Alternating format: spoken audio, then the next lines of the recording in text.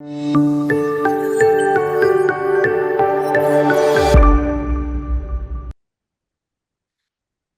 അടുത്ത ക്വസ്റ്റ്യൻ എന്ന് പറയുന്നത്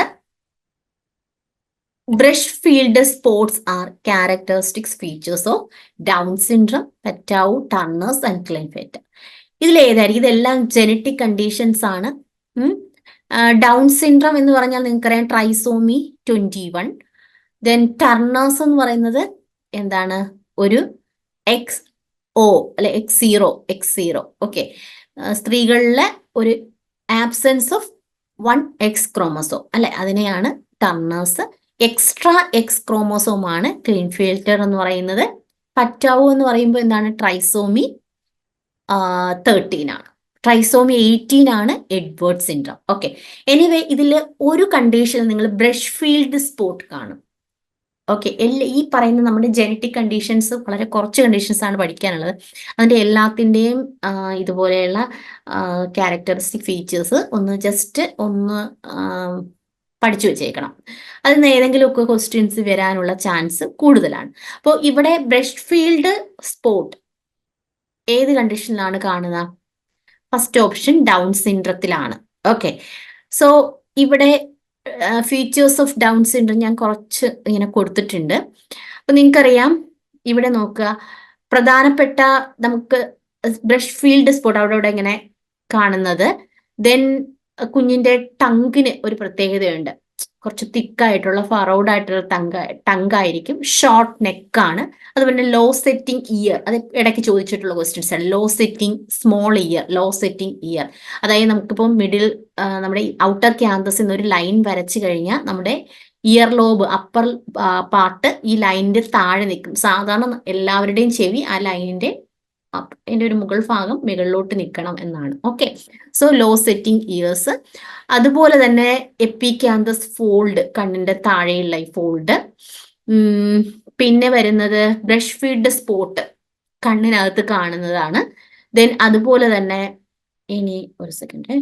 ഓക്കെ, സോ ഇതിനകത്ത് കാണാൻ പറ്റുന്നുണ്ടായിരിക്കും ഹൈപ്പോട്ടോണിയ, കുഞ്ഞിന് ഒരു പ്രത്യേക ഒരു അപ്പിയറൻസ് ആണ്, മസിൽ വീക്ക്നെസ് പോലെ. അതുപോലെ സിംഗിൾ പാമാർ ക്രീസസ് ചോദിച്ചിട്ടുള്ള ക്വസ്റ്റ്യൻ ആണ്. അതുപോലെ സാൻഡൽ ഗ്യാപ്പ്, അതായത് ബിഗ് ടോയ്ക്കും തൊട്ടടുത്ത ഫിംഗർ, അതായത് സെക്കൻഡ് ടോയ്ക്കും തമ്മിലുള്ള ഒരു ഗ്യാപ്പ് വരുന്നുണ്ട്, ഒരു ചെറിയൊരു ഗ്യാപ്പ്. അതിനെയാണ് സാൻഡൽ ഗ്യാപ്പ് എന്ന് പറയുന്നത്. അപ്പൊ ഇങ്ങനെയുള്ള കുറേ ഫീച്ചേഴ്സ് ഇവിടെ കാണുന്നുണ്ട്, ഡൗൺ സിൻഡ്രത്തിൽ കാണുന്നുണ്ട്. ഓക്കെ, അതുപോലെ തന്നെ വൈഡ് നെക്ക്, എന്താണ് ഷോർട്ട് നെക്ക്, ഹൈപ്പോട്ടോണിയ, അതുപോലെ ഡിയോഡിനൽ അട്രീഷ്യ, ഹിഷ്പ്രിങ്സ് ഡിസീസ്, അത് ചോദിച്ചിട്ടുള്ള ക്വസ്റ്റ്യൻ ആണ്. ഹിഷ്പ്രിങ്സ് ഡിസീസ് ഡൗൺ സിൻഡ്രോം ഉള്ള കുട്ടികളിൽ സാധാരണയായിട്ട് കാണാൻ, തിരിച്ചും ചോദിച്ചിട്ടുണ്ട്. ഹിഷ്പ്രിങ്സ് കാണുന്ന ഒരു ജനറ്റിക് കണ്ടീഷനാണ് down syndrome.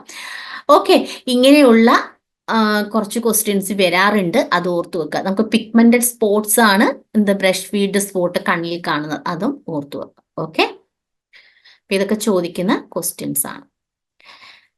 Next question, 2-year-old child brought to emergency with barking cough and stridor only while crying, normal hydration, respiratory rate 36, temperature 39.6. എന്തായിരിക്കും നെക്സ്റ്റ് സ്റ്റെപ്പ് എന്ന് പറയുന്നത്? Epinephrine nebulization, high dose dexa, nasal എന്താണ് നമുക്ക് application for influenza or RSV and antibiotics and blood culture.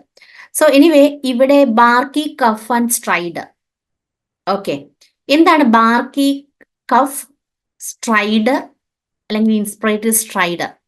While crying എന്ന് പറഞ്ഞാൽ ശ്വാസം എടുക്കുമ്പോൾ കുഞ്ഞിന് സ്ട്രൈഡർ, ഇൻസ്പിറേറ്ററി സ്ട്രൈഡർ. ദെൻ ഇവിടെ റെസ്പിറേറ്ററി റേറ്റ് അല്പം കൂടുതലാണ്, 36 ആണ്. റെസ്പിറേറ്ററി റേറ്റ് ഹൈ ആണ്. അപ്പോൾ ഏതായിരിക്കും കണ്ടീഷൻ?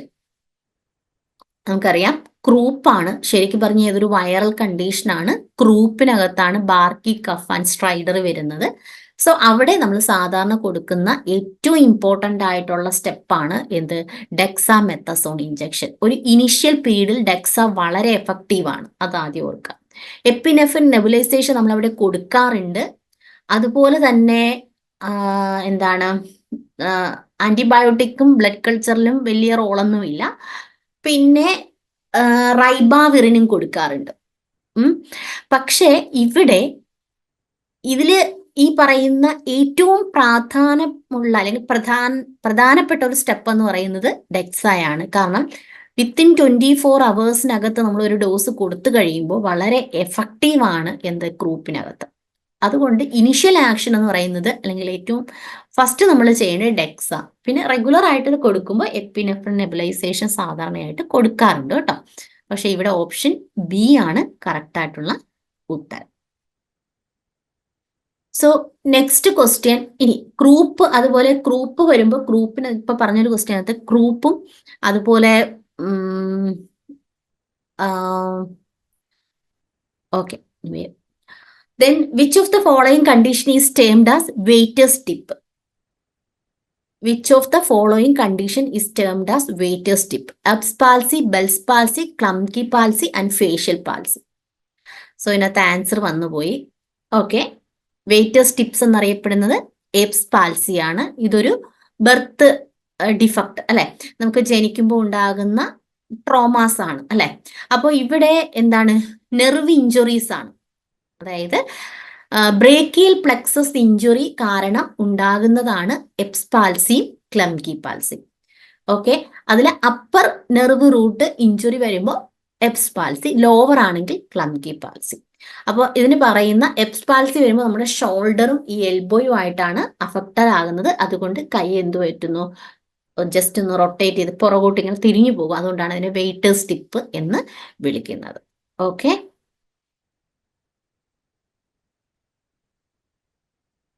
ദെൻ നെക്സ്റ്റ് ക്വസ്റ്റ്യൻ വേറൊരു ബർത്ത് ഇഞ്ചുറി ആണ്. When assessing neonate 12 hours after vaginal delivery, the swelling on scalp that crosses the suture line is cephalhematoma, caput succedaneum, cranial edema and craniobids. എന്തായിരിക്കും ഇതിനകത്ത് വരുന്ന ഉത്തരം? നിങ്ങൾക്കറിയാം, സാധാരണ നമ്മൾ കേട്ടിട്ടുണ്ട് cephalhematoma and caput succedaneum. ഇതിൽ ഏതാണ്? Assessing 12 hours after vaginal delivery, swelling on scalp that crosses suture line.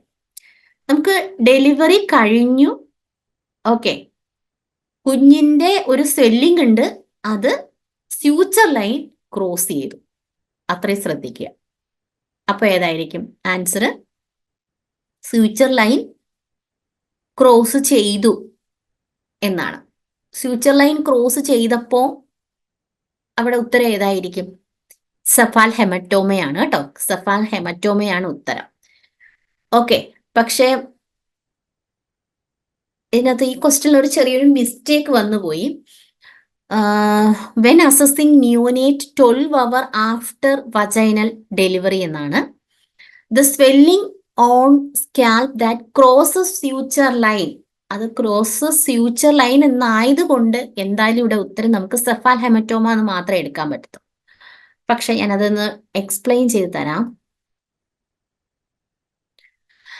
So ഇവിടെ ക്യാപുട്ട് സക്സീഡിനം എന്ന് പറഞ്ഞാൽ എന്താണ്? എഡിമാറ്റസ് സോഫ്റ്റ് സ്വെല്ലിംഗ് ആണ്. നമുക്ക് ഒരു അതായത് നമുക്ക് പുറമേ, അതായത് എക്സ്ട്രാ പെരിയോസ്റ്റിയൽ, അതായത് പെരിയോസ്റ്റിയത്തിന്റെ പുറത്തെ, എന്താണ് പെരിയോസ്റ്റിയം? ബോണിനെ കവർ ചെയ്യുന്ന ഒരു ലെയറാണ് പെരിയോസ്റ്റിയം.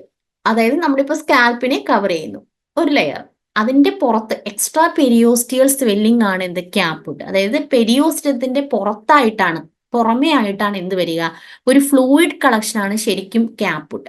വളരെ കോമൺ ആണ്, സാധാരണ ഇപ്പോൾ എന്താണ് ഫോർസെപ്സ് ഡെലിവറിയിലൊക്കെ സാധാരണയായിട്ട് കാണാറുണ്ട്.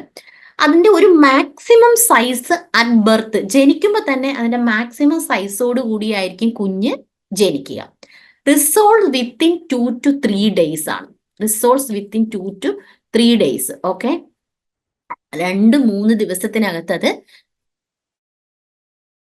റിസോൾവ് ചെയ്യും. ക്രോസസ് ഫ്യൂച്ചർ ലൈൻ, ക്യാപുട്ട് എന്ന് പറയുന്നത് ഫ്യൂച്ചർ ലൈനെ ക്രോസ് ചെയ്യുന്നു. പ്രത്യേകിച്ച് not associated any other conditions, എന്തെങ്കിലും ഒരു കണ്ടീഷനുമായിട്ട് ബന്ധപ്പെട്ട് ക്യാപുട്ട്.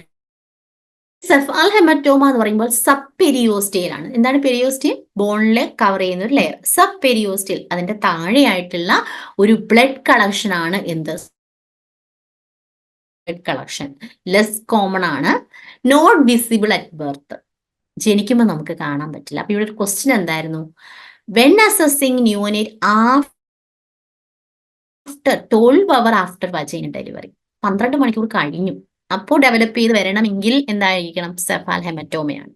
ബട്ട് ക്വസ്റ്റ്യൻ വന്നപ്പോൾ the swelling on scalp that crosses suture എന്ന് പറഞ്ഞാൽ നമുക്ക് എന്തായിപ്പോയി? Cross suture line. ഒരിക്കലും ഫ്യൂച്ചർ ലൈൻ ക്രോസ് ചെയ്യത്തില്ല. അത് റിസോൾവ് ചെയ്യാൻ 2 weeks to 3 months എടുക്കും. Associated with skull fracture, linear fracture, ചെറിയ മൈൽഡ് ഫ്രാക്ചർ കാരണമാണ് നമ്മൾ സാധാരണ സെഫാൽ ഹെമറ്റോമി ഉണ്ടാകാൻ ചാൻസ് ഉള്ളത്. ഓക്കെ, അപ്പൊ അതെന്തുവോ ആയിക്കോട്ടെ. ഇവിടെ ഒരു ചെറിയൊരു ക്വസ്റ്റ്യൻ, കുഞ്ഞൊരു കറക്ഷൻ ഞാൻ പറയാം. ഇവിടെ 12 hours after vaginal delivery swelling on scalp that do not cross എന്താണ്? ഫ്യൂച്ചർ ലൈൻ എന്ന് വരണമായിരുന്നു. Okay, do not cross suture line. Sorry, അപ്പോ ആ ഒരു കറക്ഷൻ ഇവിടെ പറയാം. Do not cross suture line എന്ന് പറയുമ്പോൾ എന്താണ് ആൻസർ? അങ്ങനെയാണെങ്കിൽ സെഫാൽ ഹെമറ്റോമ, സോറി, ക്യാപുട്ട് സക്സീഡിന്. ഇനി ഇവിടെ ഇറ്റ് ക്രോസസ് ഫ്യൂച്ചർ ലൈൻ, അങ്ങനെയാണെങ്കിൽ സെഫാൽ ഹെമറ്റോമ. ക്ലിയർ ആയല്ലോ? ആ ഉത്തരം മനസ്സിലായെന്ന് വിചാരിക്കുന്നു. സോ എനിവേ, ഇത് കറക്റ്റായിട്ട് ആ ഒരു ഡിഫറൻഷിയേറ്റ് ചെയ്ത് കറക്റ്റായിട്ട് പഠിക്കുക. ക്യാപുട്ട് എന്ന് പറയുന്നത് ഒരു ഫ്ലൂയിഡ് കളക്ഷൻ ആണ്. എക്സ്ട്രാ പെരിയോസ്റ്റീലാണ്, പെരിയോസ്റ്റത്തിന്റെ പുറത്തായിട്ടാണ് കാണുക. സെഫാൽ ഹെമറ്റോമ സബ് പെരിയോസ്റ്റീം ആണ്, പെരിയോസ്റ്റത്തിന്റെ താഴെയായിട്ടാണ് കാണുക, ബ്ലീഡിംഗ് ആണ്. ഇവിടെ എന്താണ്? ക്യാപുട്ട് എന്ന് പറയുമ്പോൾ ഒരു ഫ്ലൂയിഡ് കളക്ഷൻ മാത്രമാണ്. ഓക്കെ, സാധാരണ വളരെ കോമൺ ആണ്. Cephalhematoma not common, less common ആണ്. Okay, then maximum size at birth ആണ് എവിടെ? ക്യാപുട്ടിനകത്ത്. എത്ര സൈസ് ഉണ്ട്? അത് ജനിക്കുമ്പോൾ തന്നെ ആ തലയിൽ ആ ഒരു എന്താണ്, ഒരു മീൻസ് ഇച്ചിരി ജസ്റ്റ് പൊങ്ങിയിരിക്കുന്നത് നിങ്ങൾ കണ്ടിട്ടുണ്ടാവും. അങ്ങനെ തന്നെ വരും. അത് പിന്നെ അങ്ങോട്ട് കൂടത്തൊന്നുമില്ല, അത്ര തന്നെ ഉള്ളൂ. Okay, resolve within 2 to 3 days, 2-3 ദിവസം കൊണ്ട് റിസോൾവ് ചെയ്യും. But cephalhematoma takes 2 weeks to 3 months to resolve. 2 ആഴ്ച മുതൽ 3 മാസം വരെ ഇത് ഇരിക്കും ഇതൊന്ന് സബ്സൈഡ് ചെയ്ത് തരാം. കാരണം ബ്ലഡ് ആണ് കളക്ട് ചെയ്തിരിക്കുന്നത്. അത് പതിയെ പതിയെ കുറയത്തുള്ളൂ. ഇതിനകത്തൊരു പ്രോബ്ലം കൂടെ ഉണ്ട്. നിങ്ങൾക്കറിയാം, ബ്ലഡ് കളക്ഷൻ ആണ്. എവിടെ ക്ലോട്ട് കൂടി നിന്നാൽ അത് എന്ത് പറ്റും? അതിന്റെ ഒരു അതൊന്ന് ഡീഇൻറ്റഗ്രേറ്റ് ചെയ്യാൻ, മീൻസ് ഒരു ഡീഗ്രഡേഷൻ അവിടെ നടക്കണം. ഇങ്ങനെ സ്പ്രെഡായി അബ്സോർബ് ചെയ്ത് പോകണം. അപ്പോൾ ആ സമയത്ത് ഒരു പ്രോബ്ലം വരും. എന്താണ്? ബിലിറുബിന്റെ ലെവൽ കൂടും. ഓക്കെ, സോ അത് വലിയൊരു പ്രോബ്ലം അല്ല, എന്നാലും ബിലിറുബിൻ നമ്മളിവിടെ സെഫാൽ ഹെമറ്റോമയ്ക്കകത്ത് നോക്കണമെന്നുണ്ട്. Associated with fracture skull, linear fracture. Okay, so ഇവിടെയാണെങ്കിൽ not associated with any condition. Okay, അതുപോലെ തന്നെ ഫ്യൂച്ചർ ലൈൻ ക്രോസ് ചെയ്യുന്നത് ക്യാപുട്ടും, cephalhematoma do not cross suture line. ഇപ്പൊ do not cross suture line എന്നായത് കൊണ്ട് നമുക്കിവിടെ ഓപ്ഷൻ ബി എന്നും, sorry, it crosses suture line എന്നായത് കൊണ്ട് ക്യാപുട്ട് എന്നും, ഡു നോട്ട് ക്രോസ് എന്നായിരുന്നെങ്കിൽ നിങ്ങൾ സെഫാൽ ഹെമറ്റോമ എടുക്കേണ്ടി വന്നേനെ, ആൻസർ ആയിട്ട് എടുക്കേണ്ടി വന്നേനെ. ഓക്കെ.